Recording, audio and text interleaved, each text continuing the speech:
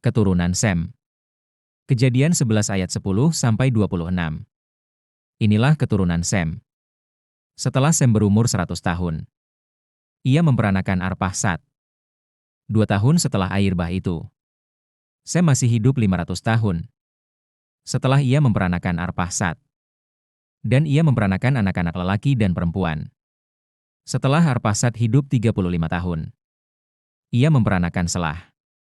Arpakhsad masih hidup 403 tahun. Setelah ia memperanakan Selah, dan ia memperanakan anak-anak lelaki dan perempuan.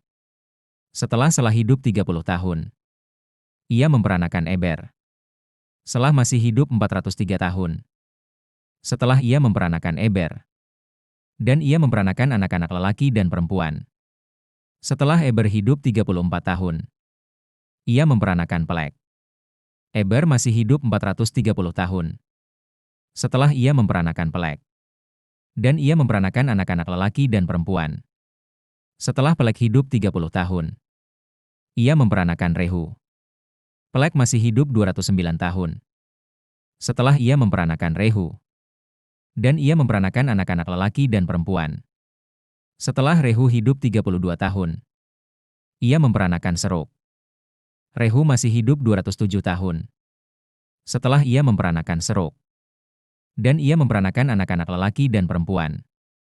Setelah Serug hidup 30 tahun, ia memperanakan Nahor.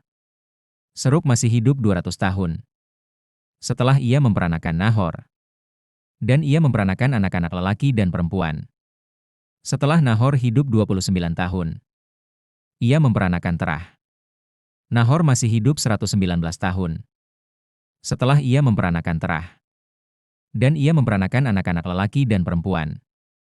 Setelah Terah hidup 70 tahun, ia memperanakan Abram, Nahor dan Haran.